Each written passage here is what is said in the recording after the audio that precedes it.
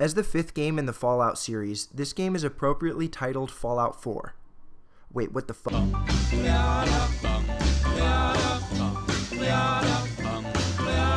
Got a doll baby, I love her so. Nothing else like her anywhere you go. A man, she's anything but calm. A regular pint-sized atom bomb. Atom bomb, baby, little atom bomb. I want her in my wigwam. She's just the way I want it to be. A million times hotter than TNT.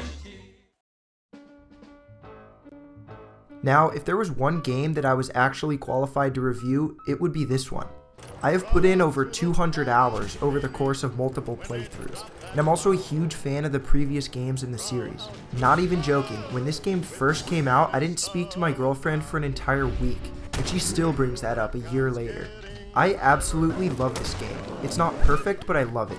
Bethesda has once again pulled off that light-hearted, comical wasteland feel, just like in Fallout 3 and New Vegas. Boston proves to be a fantastic setting, and the game looks really great on the next-gen systems. Fallout 4 has just as many unique guns as ever, and Bethesda absolutely killed it with the addition of the crafting system. It gives so many interesting customization options. The need for raw materials adds a whole other element to the game, and I think that they can continue to do some really cool stuff with that in future installments. Then there's also the addition of legendary enemies, who drop weapons with unique bonuses. All of that, combined with the permanent character bonuses that you get from bobbleheads and magazines, really incentivizes exploration, and that's what the majority of my time in this game was spent doing. I wanted to see it all. There's so much packed into this game world, way more than New Vegas or Fallout 3. There's tons of unique characters and scenes just waiting to be stumbled upon.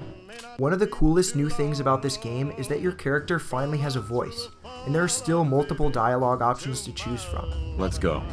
Just point me in the right direction. The amount of voice actor work that must have gone into that is just insane. According to a quick Google search, there are 111,000 dialogue lines in this game, with almost 15,000 being performed by the main voice actors each. Fuck you, Kellogg. That is such a major initiative, and I love to see that kind of dedication to giving the player a choice. Have you ever had sexual relations with any species considered non-human? Well, there was this one really ugly girl in college. And then there's the music. The music is incredibly catchy and really contributes to the atmosphere.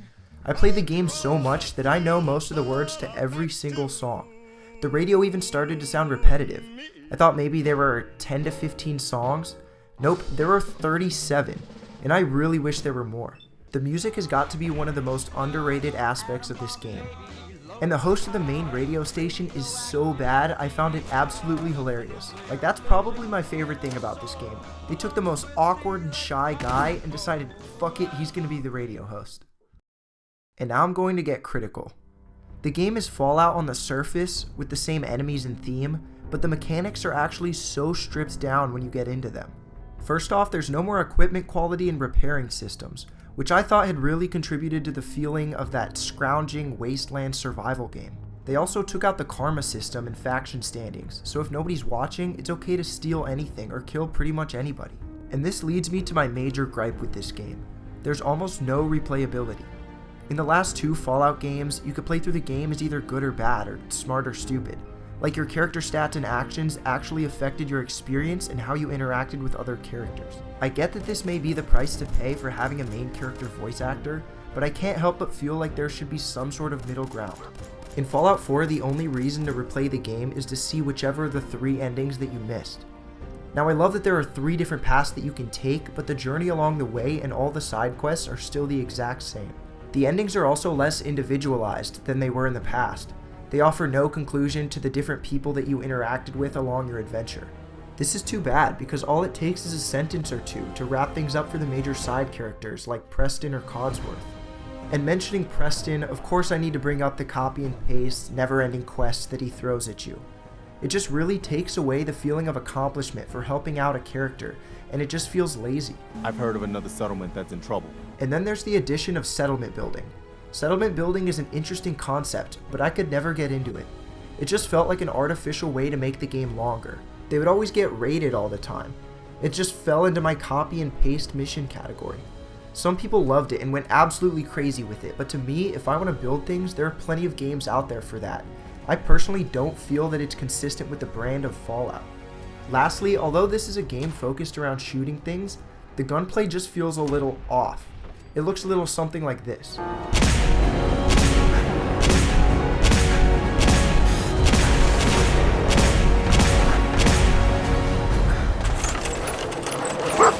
Now don't get me wrong, this game is absolutely fantastic, and if you enjoyed any of the past games in the series, you have to play this one. Perhaps best of all, Fallout 4 is a complete game, even without the DLC. If I could go back in time, I would still go get this game on opening night. I'm really struggling to rate this game because I loved it, but I recognize that there's still room for improvement, so I'm gonna have to go with an 8.5 out of 10. But don't let that lost point discourage you. If you like RPGs, you need to play this game right fucking now because it's my most played game of all time and I don't regret a single second.